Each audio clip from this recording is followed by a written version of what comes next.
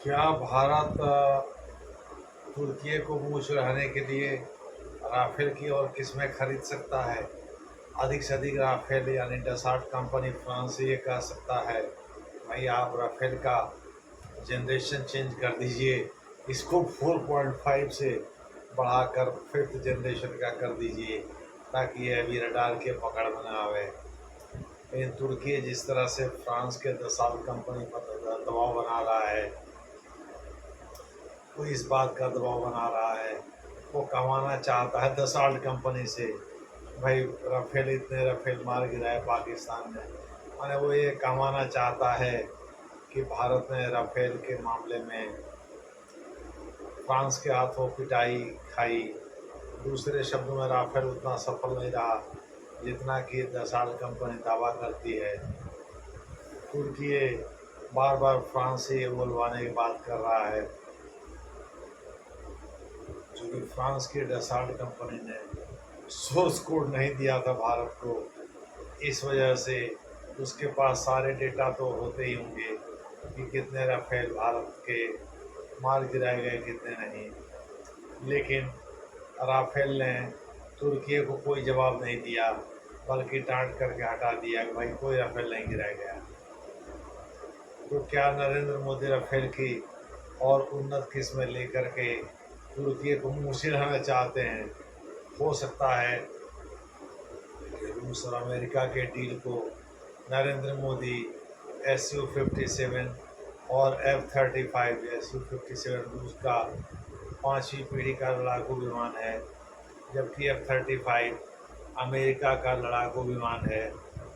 तो हो सकता है इन सबको दरकिनार करते हुए वह राफेल के लिए डसाल्ट कंपनी से कहें, भाई इसी को आप अपग्रेड करिए और 5वीं पीढ़ी का बनाइए, और राफेल खरीदने की बात कर सकते हैं।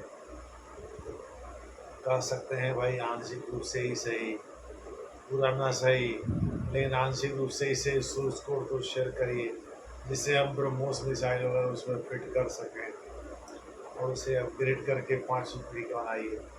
26 राफेल तो मैरीन क्लास का यानी समुद्री क्लास का भारत ले ही रहा है, लेकिन वो 5वीं पीढ़ी के नहीं होंगे, वो भी 4.5 पीढ़ी के ही राफेल लड़ाकू विमान होंगे, जिनको इंडियन नेवी ऑपरेट करेगी। दूसरे शब्दों में भारत राफेल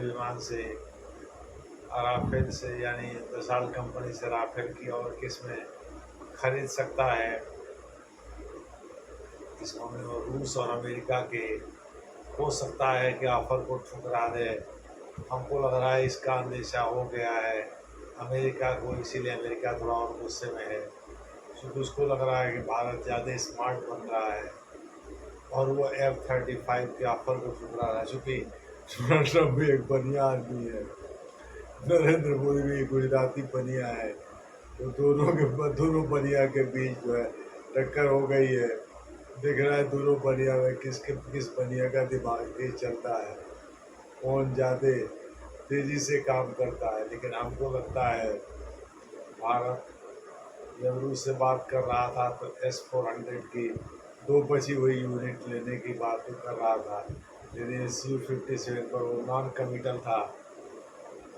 तो हमको लगता है तुर्की को मुँह चिढ़ाने के लिए कहीं डसाल्ट कंपनी से ही भारत राफेल की उन्नत किस्म की कोई लड़ाकू विमान उसका डील कर ले, गवर्नमेंट टू गवर्नमेंट लड़ाकू विमान लेने का डील कर लेता अगर भारत राफेल से, तो अमेरिका और रूस दोनों को इस बात का संशय नहीं रह जाएगा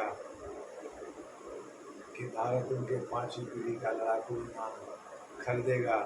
दरअसल रूस से SU-57 लेने में दिक्कत ये है कि चीन भी उसको खरीद सकता है, और रूस से चीन के पीछे भी दोस्ती ऊपर के दिखावे वाली, लेकिन दोस्ती तो है ही। तो हो सकता है कि रूस चीन को ये प्रणाली बेच दे, और ऐसे में चीन इसके ऑपरेशनल सभी तरह के मैनुअल को, सभी तरह के कैपेबिलिटीज़ को, सभी तरह के टेक्निक को जान जाएगा, जो भारत के खिलाफ वो इस्तेमाल कर सकता है। तो SU-57 को लेकर के भारत इस रणनीति पर काम करा, वो भी सही है। F-35 ऑलरेडी इसराइल को है और $10 बिलियन का ऑफर दिया है टर्की ने अमेरिका को। तो अमेरिका के राष्ट्रपति बनिया हैं, हो सकता है F-35 टर्की को भेज दें। टर्की भी पाकिस्तान का दोस्त है, तो F-35 के गुरु वो जान जाएगा। तो इधर चीन है, रूस का दोस्त बना हुआ है, पाकिस्तान का दोस्त तो है ही। ऑपरेशन सिंदूर के दौरान दोनों टर्की और तुर्की और चीन ने पाकिस्तान के दिल खोलकर मदद की। इस वजह से भारत को लगता है भाई कहीं उसकी टेक्निकल रुझान गए तो उसी हिसाब से अपनी रणनीति में बदलाव कर देंगे। इसी वजह से हो सकता है भारत Su-57 और F-35 लेने के बजाय वो राफेल की वो किस्में लेगा जो उनके पास नहीं है, न कभी बेची जाएगी। यानी वो डसाल्ट कंपनी से बात करके यही कहेगा भाई आप राफेल को ही बढ़ाकर 5 पीढ़ी का करो, फिर हम ऑर्डर कर देते हैं और हमको बेच देना। इस प्रकार से जो है भारत हो सकता है फ्रांस के डसाल्ट कंपनी से बात करके, फ्रांस के साथ गवर्नमेंट टू गवर्नमेंट डील करके जिस तरह से 36 राफेल खरीदा था उसी प्रकार से राफेल की उन्नत किस्म भी खरीद सकता है। देखना है आगे क्या होता है, जैसा होगा वैसा आपको बताया जाएगा। धन्यवाद।